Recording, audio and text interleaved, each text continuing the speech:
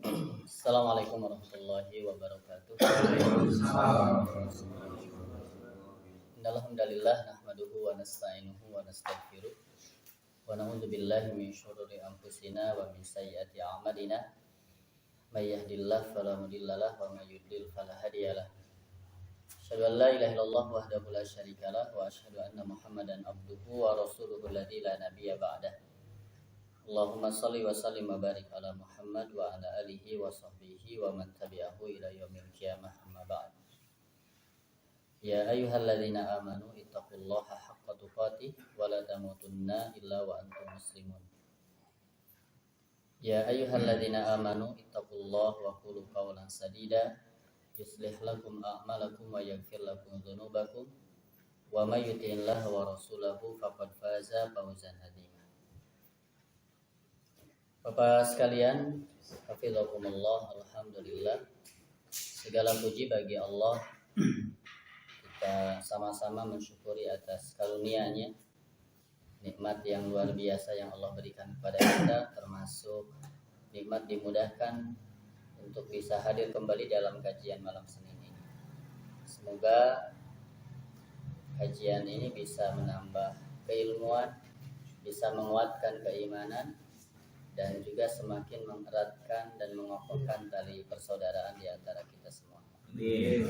Salawat dan salam senantiasa dilimpahkan kepada panutan kita Rasulullah Muhammad SAW, pada segenap keluarganya, para sahabatnya, dan seluruh umatnya sampai akhir zaman.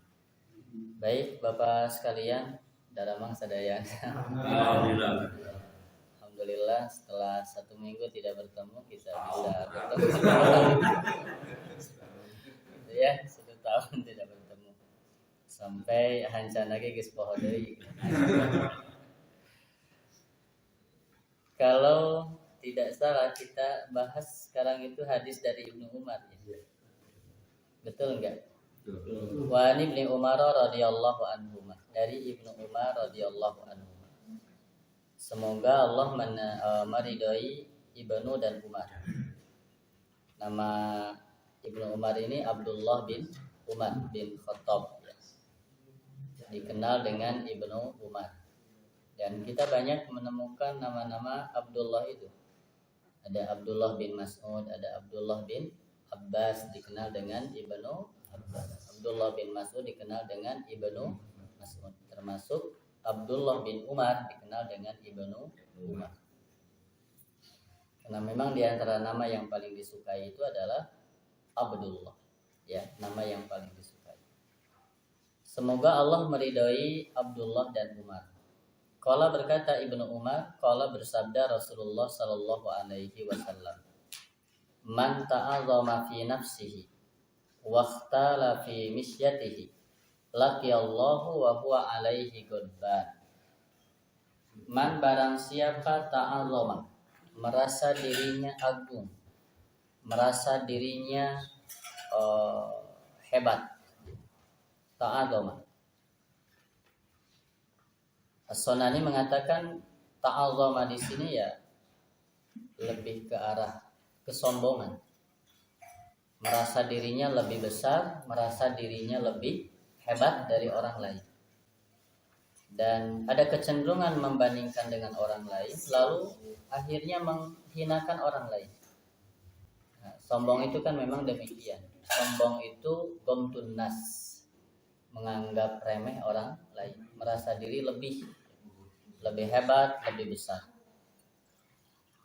Man ta'azzama fi nafsihi, dalam dirinya, wakhtala, dan berlaku sombong, fi misyatihi, dalam berjalannya. Ada orang yang jalannya dengan menampakkan kesombongan. Ya. Laqiya, maka bertemu dia Allah dengan Allah, wa huwa, dalam keadaan Allah Subhanahu wa taala alaihi, terhadapnya, ghadbanu, murka. Barang siapa yang merasa dirinya lebih hebat, lebih besar, dan berjalan dengan penuh kesombongan, sombong di saat berjalan, maka dia akan menemui Allah Subhanahu wa taala dalam keadaan Allah murka kepada orang tersebut. Bapak sekalian, sombong ini memang sumbernya di hati. Sumber awalnya kesombongan itu di hati. Tidak berarti bahwa orang pakaiannya lebih baik lalu kita bilang dia sombong. Sendalnya lebih bagus lalu kita bilang sombong. Sendalnya mahal malah sombong. Tidak.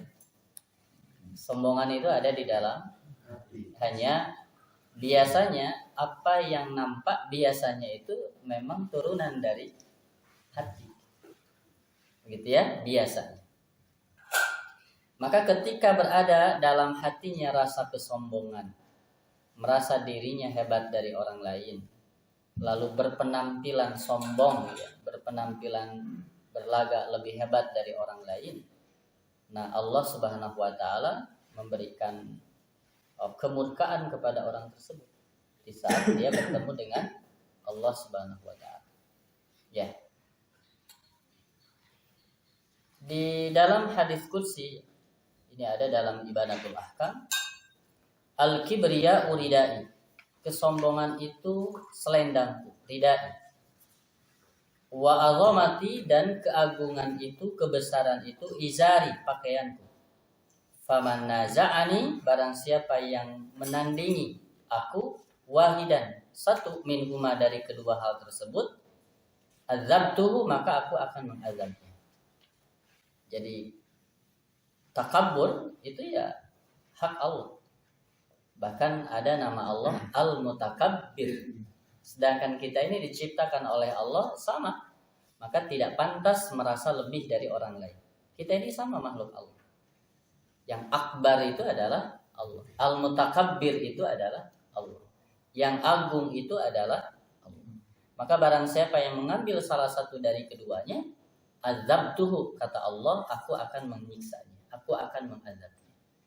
Nah, kita juga temukan di dalam hadis yang lain, Bapak sekalian, barang siapa yang di dalam hatinya ada kibar, ada takabur, meskipun hanya sebesar zarrah, maka tidak akan masuk surga. La yadkhulul jannah man kana fi qalbihi mithqala dzarratin minal kibar. Tidak akan masuk surga orang yang di dalam hatinya ada takabur meskipun hanya sebesar zarrah. Zarrah itu tidak besar.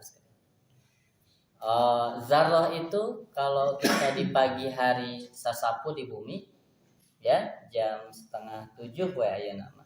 Terus kita sapu-sapu di rumah, lalu jendela dibuka atau gardeng dibuka. Maka ketika kita lagi sapu-sapu itu, matahari tembus ke dalam rumah, kita menemukan debu-debu. Sasapu teh kan katingali aya debu. Nah, itu yang disebut dengan zarrah.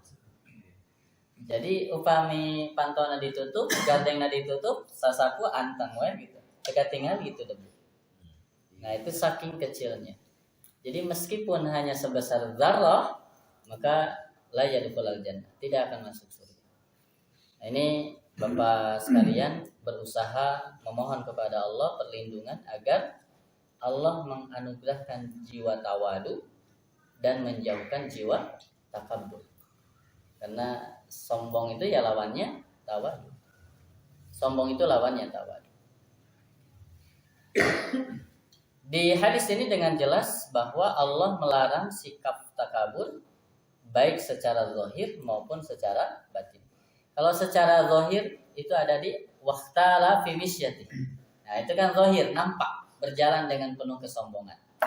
Kalau ta'azama fi nafsih, berarti ini kan batin. Jadi Allah Subhanahu wa taala melarang kita memiliki jiwa sombong batinan wa zahiran. Batinan wa zahiran, baik batinnya ataupun zahir. Ya. Jadi ada dua hal. Ta'azama fi nafsih ini kan di batin. Yang tahu hanya dirinya. Sedangkan waqta fi misyatihi, orang lain juga bisa merasakan sombong atau tawaduknya. Nah, berarti dua hal ini yang harus kita jauhi, baik secara batin ataupun secara zahir.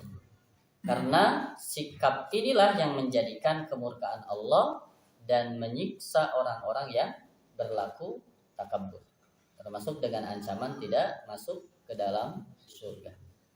Padahal di antara doa kita, Allahumma inni as'aluka ridhoka wal jannah. Keinginan kita masuk surga. Dan itu bisa terhalang dengan jiwa takabur. Baik Bapak sekalian, ini hadis yang pertama berkenaan dengan larangan bersikap tawadu baik secara zahir ataupun secara batin. Ada yang mau dikomentari dulu sebelum kita masuk ke hadis yang berikutnya? Baik Pak. Sombong dengan takabur, Ustaz. Sami. Mungkin dari situ beda-beda tipis atau memang sama persis? Sama Persis. Sombong dengan takabur. Kalau takabur itu kan bahasa Arab. Ya, takabbar. Takabur. Dalam implementasinya, nih, kalau di keseharian, kalau takabur kan biasanya, maaf, apakah ini pernyataan saya salah atau enggak gitu. Itu kan. Tapi kan kita pakai contoh tadi sepatu, pakaian dan sebagainya, tapi diam gitu. Dan kita tidak gitu. Nah itu gimana? Definisi takabur menurut Rasulullah itu dua. Yang pertama, gomtun nas, merendahkan orang lain, merasa diri lebih hebat, lalu menghinakan orang lain. Merasa diri lebih tinggi, merendahkan orang lain. Itu satu. Jadi dia sudah membandingkan dengan orang lainnya dan merasa dirinya lebih unggul dari orang lain. Itu sombong. Yang kedua, raddul haq, menolak kebenaran. Raddul haq. Dua. Karena tidak sedikit orang yang ketika siapa yang ngajinya, saya mah tahu kalau lehona. Gitu kan? Jadi tidak semua orang bisa menerima kebenaran. Ada orang yang hanya menerima kebenaran itu dari gurunya. Hanya ada orang yang menerima kebenaran itu dari organisasinya. Dia tidak siap menerima dari yang lain. Seakan-akan kebenaran itu milik guru dan organisasi. Tepat sekali. Gitu ya. Nah, padahal ilmu Allah itu luas. Maka saya senang ketika rumah besar Islam ini dihidupkan. Adapun kita berbeda-beda karena memang kita butuh berjamaah. Adapun kemudian ijtihad masing-masing, ya bisa jadi saya dalam satu hal ngambil dari sini, dalam hal lain saya lebih mengambil yang sini. Dan itu tidak ada larangan. Selama dalil utama itu ya bukan organisasinya. Dalil utama itu adalah Al-Quran dan hadis. Dan kita tahu bahwa organisasi kemasyarakatan atau organisasi keagamaan sama. Al-Qurannya sama, hadisnya juga sama. Hanya ketika berbeda pemahaman itu hal yang wajar. Quran hadisnya sudah pindah, tapi pemahamannya itu belum pindah. Bisa jadi ada orang yang kemudian kekeh dengan merasa zaman dulunya. Lalu bisa jadi ada orang yang memahami dengan konteks kekiniannya. Bisa jadi ada orang yang kekeh bahwa ini harus sesuai dengan di Arabnya. Bisa jadi ada orang yang kemudian dalam konteks kedisinian. Gitu kan? Maka Imam Asy-Syafi'i ketika berada di Baghdad dan ketika berada di Mesir beda fatwanya. Imam Syafi'i dikenal ada kaul qadim ketika di Baghdad, ada kaul jadid, kaul pendapat yang baru ketika berada di Mesir. Begitu. Ya, maka ada orang yang dengan kekeh kembali ke seakan-akan kembali ke masa lalu. Ya, lalu kemudian ada orang yang mencoba menghidupkan Islam dalam konteks kekinian. Ya, sehingga Islam tidak terkesan mundur, ya, bahwa Islam ya harus hidup dalam konteks kekinian. Lalu kemudian ada orang yang memahami ya Islam itu harus sesuai dengan karena turunnya di Arab ya dia ke Arab-Araban. Lalu kemudian ada orang yang memahami dalam konteks kedisinian. Ya, ada kekinian dan ada kedisinian. Tapi itu semua berasal dari dalil yang sama, hanya pemahaman yang begitu ya. Nah ini Bapak sekalian, jadi bagi orang yang kokoh dengan la ilaha illallah Muhammadur Rasulullah gak bakalan susah untuk merubah kalau memang salah lalu menemukan sesuatu dalil yang lebih kuat. Nah, tapi kalau kemudian karena yang namanya merubah kebiasaan itu bukan perkara mudah. Daripada robah mendingan nyendai masjid nu anyar. Begitu. Jadi kita juga harus memahami itu, Pak. Merubah kebiasaan itu bukan perkara mudah. Maka bisa jadi ada orang yang belum siap ke masjid. Kenapa? Karena dia berbeda kultur di masjidnya dengan kultur ketika dia berada di kampung halamannya. Tong aneh gitu. Kenapa kita ke masjid dan cek mama gitu. Daripada ke masjid harus kena di imah. Gitu beda kan. Namun beda nak wiridan atau ditarik ya. Tapi itu tong aneh gitu pun Pak. Itu tong aneh. Itu baru pemahamannya sampai di sana. Enggak boleh kemudian kita jadi menyalahkan. Enggak boleh kemudian kita ya pemahamannya baru sampai di sana. Gitu kan? Ada yang kekeh betekeh dengan jaharnya, ada yang kemudian kekeh dengan siriknya kan begitu. Nah, itu juga jadi permasalahan. Maka mudah-mudahan pemahaman yang komprehensif gitu ya. Sehingga ketika berada di satu tempat, kita lebih menghargai keadaan tempat tersebut. Kalau memang di sini sirik ya sudah sirik. Kalau kemudian kebanyakannya jahar ya jahar saja. Lalu kemudian kita sirik ya diam aja. Kita menghargai. Toh ini termasuk pemahaman. Gitu ya. Nah, jangan sampai gara-gara pemahaman seperti ini akhirnya menjadikan kita terkotak-kotak dan menjadi bagian-bagian kecil. Dan itulah yang akhirnya melemahkan kita. Ya, nah jadi Bapak sekalian, saya ya termasuk yang merasakan gitu ya. Daripada beda bahwa yang kebiasaan di kampung ya tarawehan mendingan di kopong, mendingan di kamar daripada ke masjid, ke masjidnya beda. Nah, jadi yang namanya berubah itu bukan perkara mudah. Ilmu dan amal bukan sesuatu yang otomatis. Orang tahu tentang ilmu belum tentu beramal. Orang tahu tentang kebenaran belum tentu menerima kebenaran. Orang menerima kebenaran belum tentu bisa melaksanakan kebenaran. Saya sih menerima, saya sih mengakui, tapi dah heseueun cenah. Adat geus kakurung ku hitut gitu. Hese gitu. Jadi dua hal itu Pak ya. Takabur itu dua. Satu, gomdun nas, dua, roddul. Menolak kebenaran. Ya. Satu lagi Pak Ustaz, menyambung dari mana tadi kan dikatakan bahwa ada sebagian pendapat mengatakan bahwa setiap kaum muslim itu harus punya pegangan atau kendaraan atau disebut juga madhab. Nah, sebagaimana kita ketahui bahwa madhab itu kan ada 5, gitu kan. Nah, masing-masing madhab itu diantaranya ada Imam Syafi'i, ada Imam Maliki, Hambali. Mereka itu kan tidak mengatakan aku yang terbaik. Ikutilah aku, tidak seperti itu kan. Jadi kalau memang menemukan dari aku yang salah, silakan ambil dari yang lain, gitu kan. Jadi teke nurutkan anjina gitu kan. Gitu.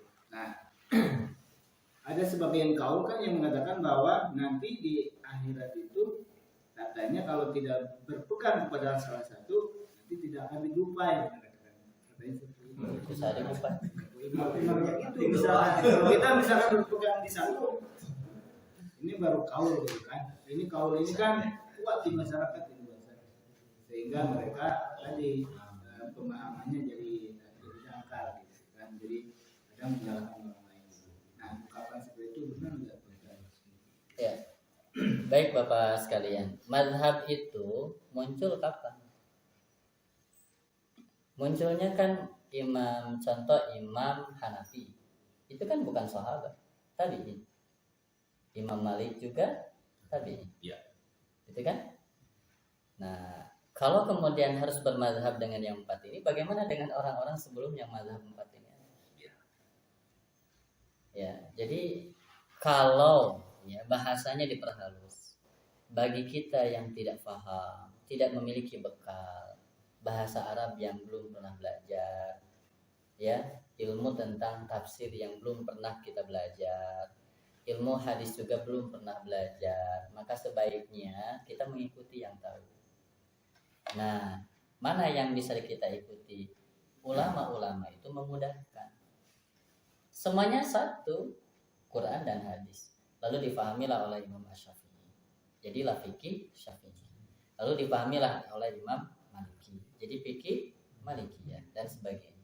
Gitu ya. Jadi satu. Saya ingin rumah besarnya itu ya Quran hadisnya tadi. Lalu kemudian untuk memahami punten Bapak, orang itu tidak bisa dipaksakan. Kadar kemampuan memahami itu beda-beda. Bisa jadi ada orang yang senang dengan gaya Imam Malik, bisa jadi ada orang yang senang dengan gaya Imam Syafi'i, bisa jadi ada orang yang senang dengan gaya Imam Hanafi. Coraknya beda. Imam Malik itu tinggalnya di Madinah, banyak sahabat, aya naon-naon tinggal tanya ke sahabat. Maka wajar kalau tekstual. Wajar kalau segala masalah itu langsung Quran, hadis. Karena sahabat ada di sana.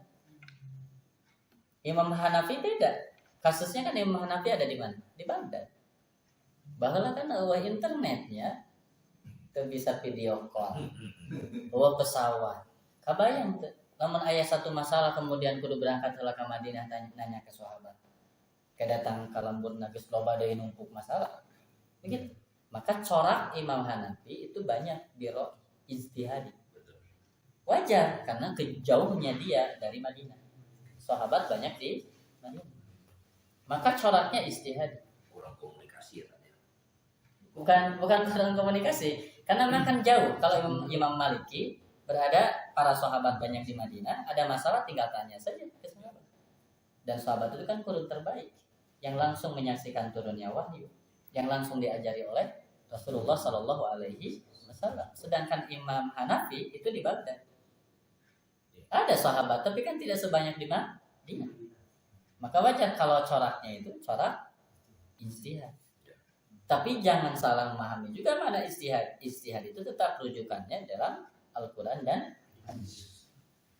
Tapi berbeda kalau ini mah segala nyampak sehingga ini loh hadisnya, ini loh hadisnya. Nah, ketika ini jauh, maka wajar permasalahan harus dijawab. Umat harus dicerdaskan. Permasalahan harus ada solusinya.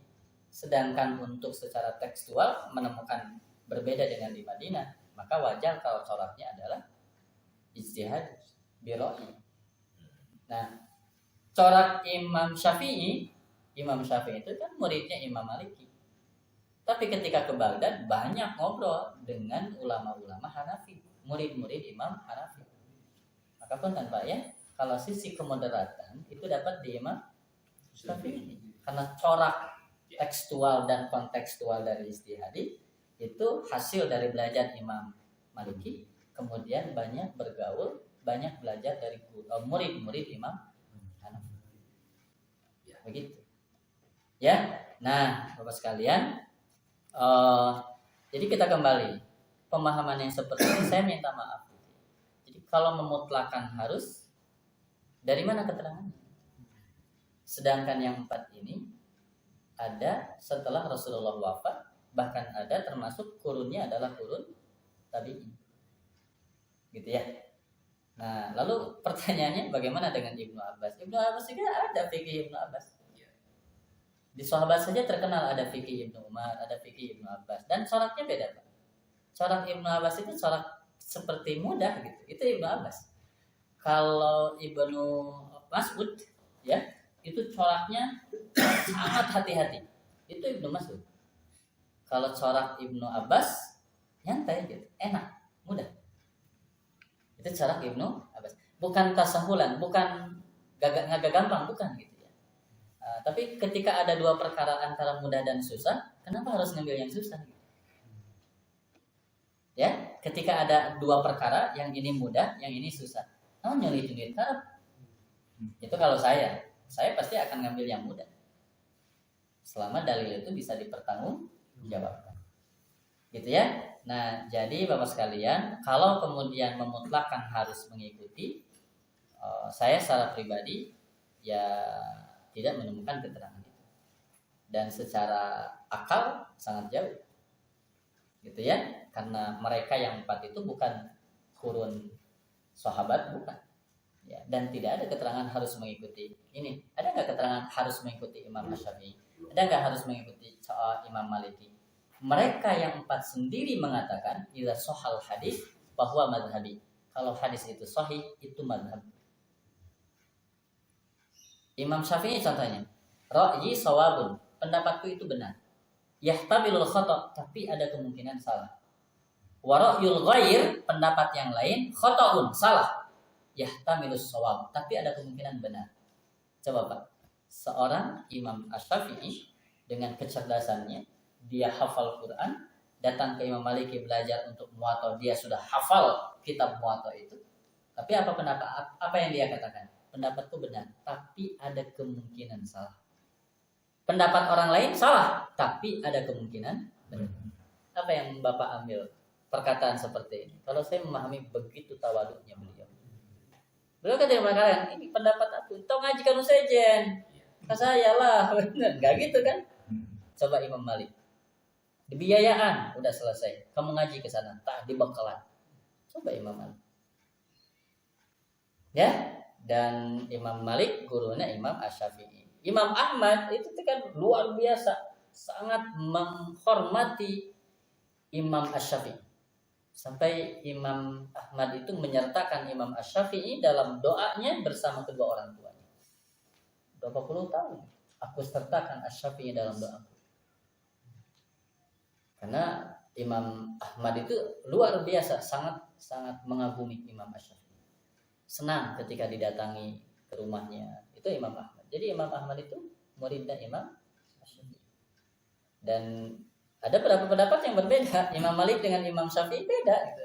Bersentuhan tangan, bersentuhan laki-laki perempuan saja. Menurut Imam Malik batal kalau ada syahwat. Menurut Imam Syafi'i mutlak batal. Kan begitu. Sudah berbeda padahal murid dan guru. Tapi luar biasa penghargaan Imam Malik ke Imam Asy-Syafi'i, Imam Asy-Syafi'i ke Imam Malik. Nah, saya ingin mengembalikan umat itu seperti para pendahulu. Jadi boleh belajar itu dari mana saja kita belajar. Nah, tetapi kemudian kita harus memiliki ketegasan dalil yang kita ambil. Maka contoh Bapak sekalian, kalau yang wajib dizakati menurut fikih Syafi'iyah, yang wajib dizakati, karet itu wajib dizakati tidak? Karet. Pohon karet. Wajib dizakati tidak? Enggak kan? Yang wajib dizakati apa? Yang menjadi makanan pokok. Ya kan? Pertanyaan saya, kira-kira di Malaysia, nu beunghar teh nu boga sawah, nu boga kebun karet. Nu beunghar di Malaysia, nu boga sawah atau nu boga perkebunan karet? Kebayang enggak? Anu boga sawah saeutik wajib zakat, eta nu boga karet itu wajib zakat. Begitu kan? Kalau Imam Hanafi gimana? Semua yang tumbuh dari bumi itu wajib dikeluarkan zakat. Gitu kan? Nah, jadi Bapak sekalian, saya ya ingin bukan kita mencela-mencela di dia bukan, tapi landasan kita itu adalah dahan yang kokoh. Dahan itu dalil. Jadi kalau dalam bab ini saya contohnya kecenderungan pendapat Imam Asy-Syafi'i. Tapi dalam bab ini saya kecenderungan pendapat Imam ini berdasarkan dalil itu. Bukan berdasarkan kemudahan, bukan, tapi berdasarkan dalil. Tapi kalau kedua-duanya dalilnya kuat dan ada yang mudah dan ada yang susah, kalau saya secara pribadi mengambil yang mudah. Begitu. Jadi landasannya itu bukan tokohnya, landasan itu bukan organisasinya, landasan itu adalah dalil. Fa in tanaza'tum bi syai'in farudduhu ilallahi wa rasul. Jadi mengembalikannya ke sana. Jadi minta maaf ya sanes mun salah mencelek. Hanya bahasa eta mah anu aya nama beda bukan. Karena bisa jadi ilmu yang dulu dengan yang sudah ditemukan sekarang berbeda. Ya, jadi entong naon bahasana tong susah jeung tong sieun kalau kita menemukan ternyata perilaku saya ini salah, dalil-dalil yang digunakan ini tidak ada dasarnya, lalu menemukan dalil yang lebih kuat, jangan takut. Karena landasan kita bukan dengan siapa, tapi landasan kita adalah dalil yang kokoh. Siapapun yang menyampaikannya, siapapun yang menyebutkannya, ya jadi kita tidak melihat siapa yang berbicara, tapi apa isi pembicara. Begitu ya. Jadi saya kalau tadi harus, tapi kalau bahasanya begini.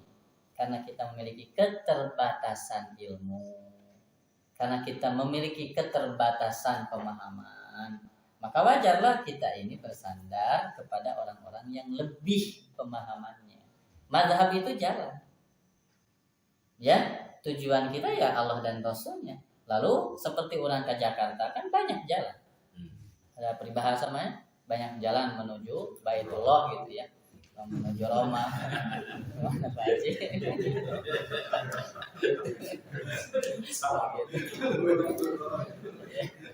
Nah, sehingga ya tadi gitu mah enggak lah saya pada fikih Asyafi'i, pada fikih Maliki, pada fikih Hambali kan gitu, pada fikih.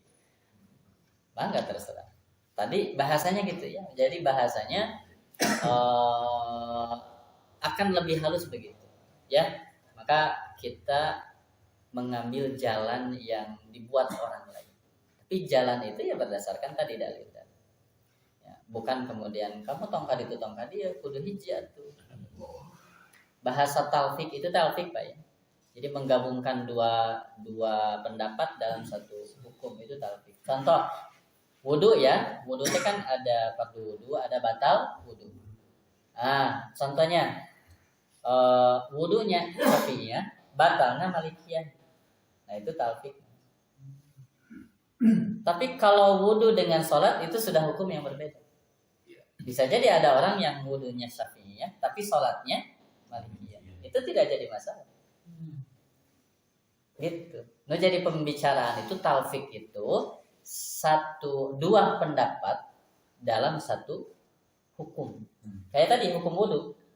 Hari wudu nah hayang nu gampang, hari batal nah hayang anu hayang nu susah gitu ya. Terkait ini. Ya. Nah, tapi masalah talfik sendiri berkembang. Contoh dalam Fiqhul Islam Wahbah Zuhairi ya, Syekh Wahbah Zuhairi itu sendiri sudah banyak perdebatan. Jadi sekali lagi Bapak sekalian, kalau saya cenderungnya selama ada dalil yang kuat, ambil. Kudu kemudian sibuk ngupingkeun pendapat orang lain. Da urang mah moal ditanya tentang batur, urang mah bakal ditanya tentang urang pribadi. Dan bakal beda ketika kita beramal dengan ilmu dengan beramal ikut-ikutan. Namun ikut-ikutan memang loba kasihan. Loba kasihan. Ya. Beda-beda jeung batur loba kasihan. Tapi kalau kita berdasarkan ilmu, ya kita enak. Kenapa sholatnya begitu? Ini loh, ini riwayat ini bacaannya ini. Ini riwayat ini bacaannya ini. Apalagi kalau kita kajiannya komprehensif, kita bakal banyak tersenyum. Oh, kenapanya saya tahu baca Allahumma baini ohnya. Riwayat Imam Bukhari. Oh, saya tahu subhanakallahumma rabbana wa bihamdika ngambil dari ya Umar bin Khattab. Oh, saya tahu Allahu akbar kabira Ibnu Umar. Oh, eta mah wajah tu wajih lillati fataras sama kan begitu. Nah, kita jadi bakal banyak tersenyum. Gitu ya. Jadi saya masih maaf sering mengulang-ulang itu karena kita sulit untuk menghargai pendapat orang lain ketika kita tidak tahu. Penghargaan itu akan ada karena kita tahu. Saya yakin lah lamun Bapak teu apal ka Ridwan Kamil, Pak Gubernur teu apal gitu. Teu apal wajahna, teu apal ieu. Ngan apal we nama Ridwan Kamil sana.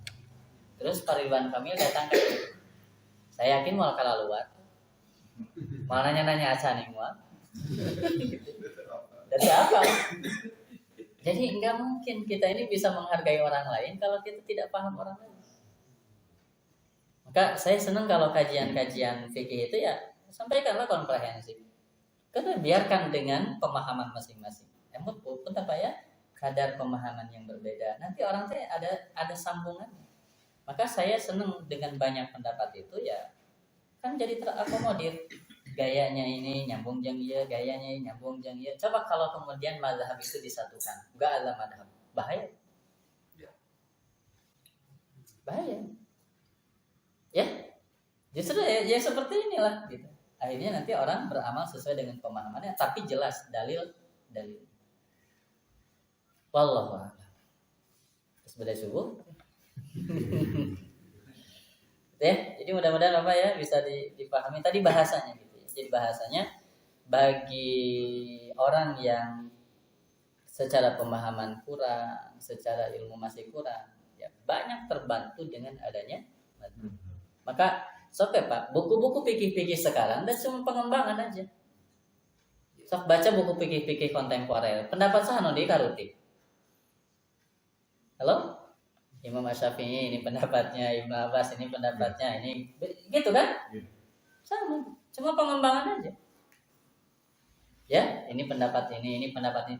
Hanya wajar kan setelah pendapat-pendapat itu dirangkum, lalu dia yang menulis punya kecenderungan berdasarkan gini, ya. Ini loh yang diunggulkan. Wajar kan? Tapi bisa jadi menurut ini mah A, tapi menurut lain dengan pandangan yang berbeda jadi B. Ini yang disebut dengan fikih. Begitu, ya.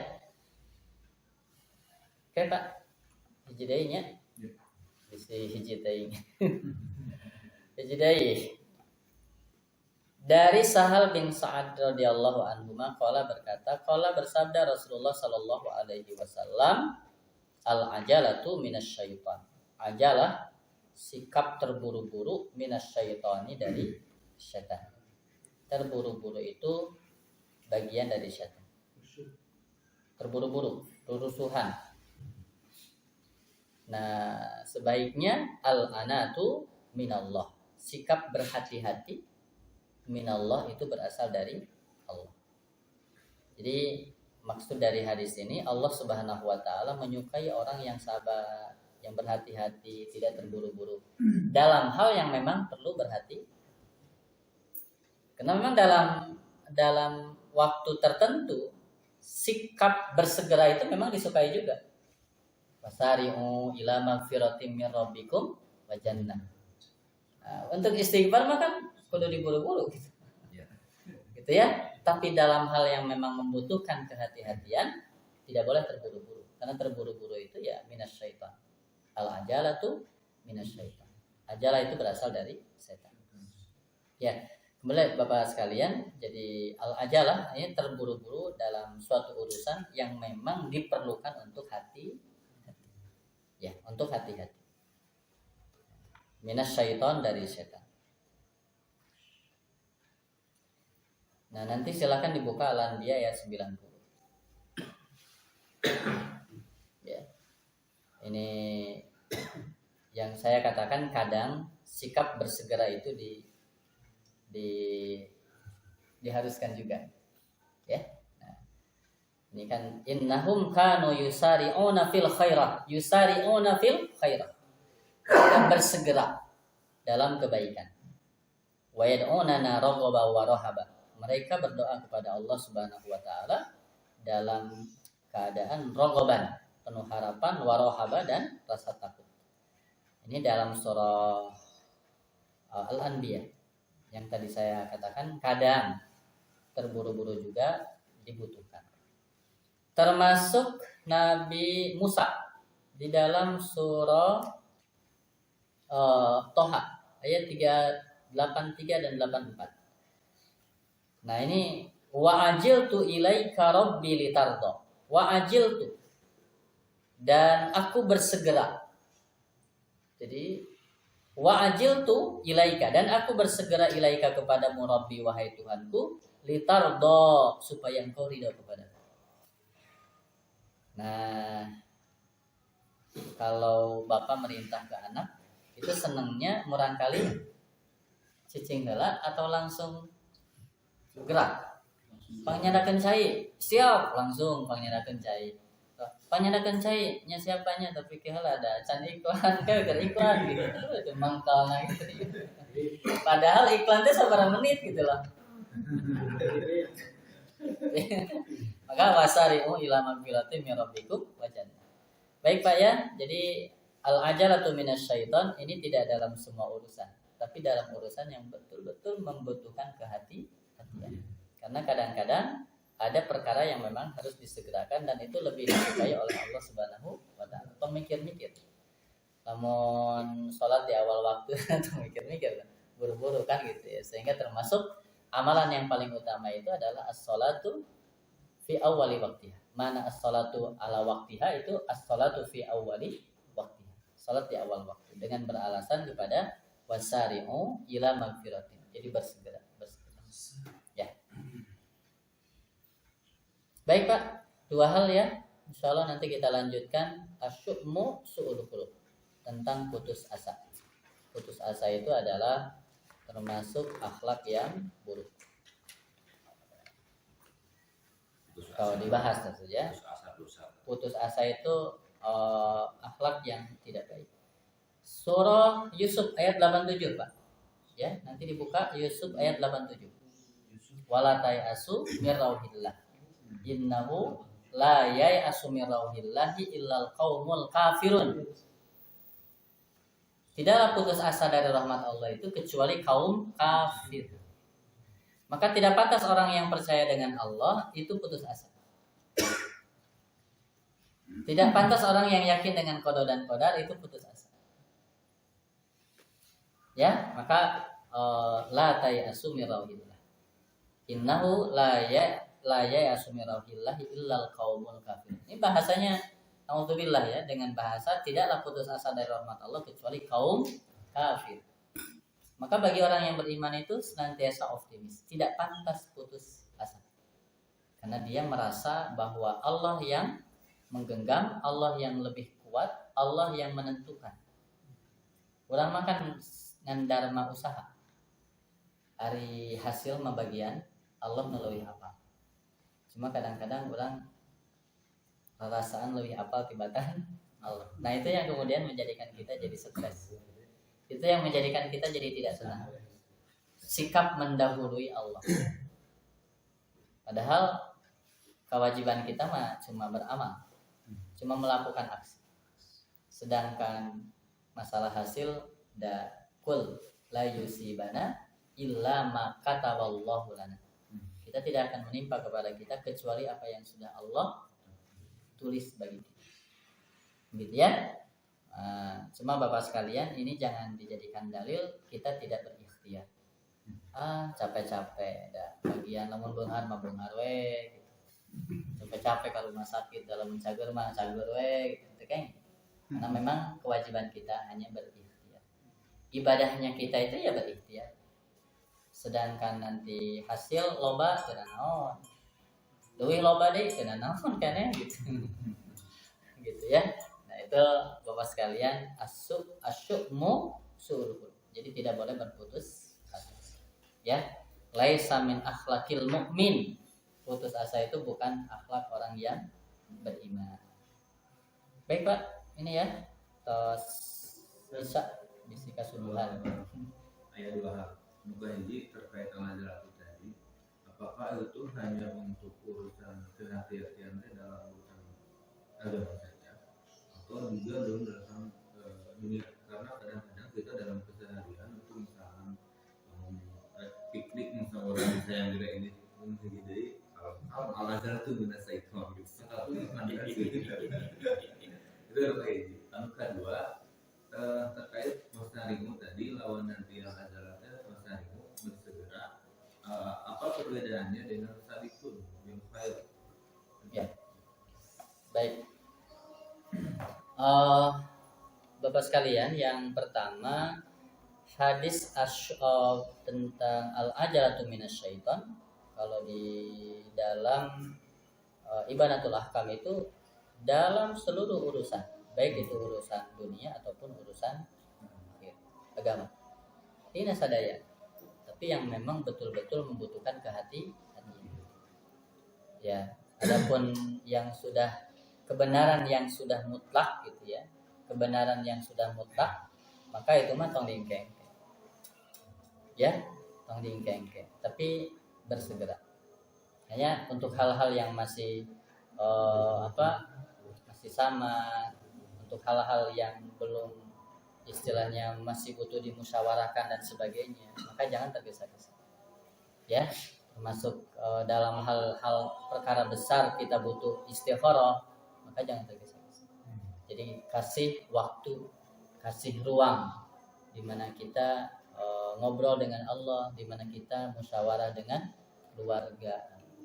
Kalau memang itu dibutuhkan. Gitu ya. Tapi kalau perkara-perkara yang sudah mutlak kebenarannya seperti sholat itu mah kan tong dimusyawarahkeun deui atuh gitu ya.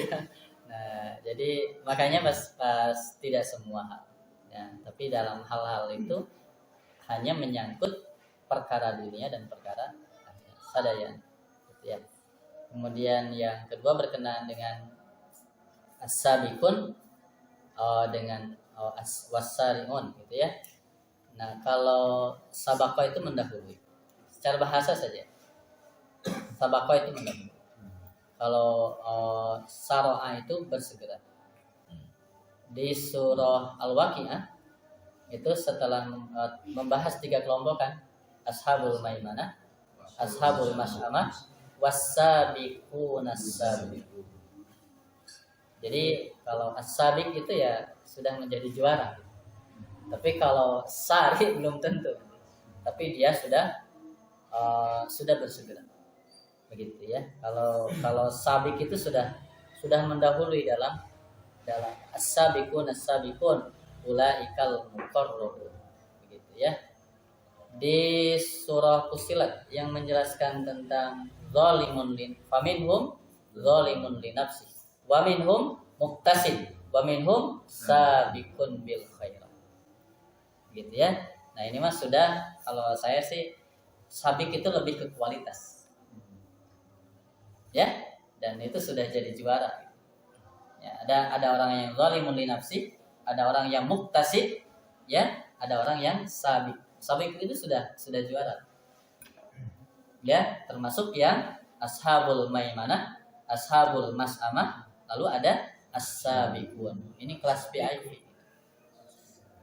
Ada golongan kanan, ada golongan kiri. Nah, di golongan kanan itu ada kelas VIP-nya. Itu as-sabiqun. Nah, sama di surah Fussilat ada zalimun li nafsi, masih kene zalim karena dirina, maksiat masih kene osok gitu ya. Lalu ada muqtasid mah maksiat geus mulai berkurang, tapi nusunah can loba dipilampah. Itu Pak ya. Nah, itu guys alhamdulillah. Jadi muqtasid mah Bapak sekalian anu wajib geus dilaksanakan. Tapi anu sunnahna tacan istiqomah. Ya, as-sabiqun was-sabiquna bil khairat mah anu wajib geus dipilampah, anu sunnah geus dikerjakan, anu haram geus ditinggalkan, anu subhat geus dijauhi. Nah, itu as-sabiquna bil khairat. Jadi minta maaf ya kalau lihat 2 ayat ini kemudian dibandingkan dengan wasari'u, saya untuk menyederhanakan sabiq itu sudah jadi juara. Itu sudah kualitas. Kalau sari itu dalam sebuah proses. Kita harus bersegera. Gitu. Wallahu a'lam. Baik Pak ya, saya pikir cukup Bismillahirrahmanirrahim tamat. Minta maaf atas segala kekurangannya. Assalamualaikum warahmatullahi wabarakatuh.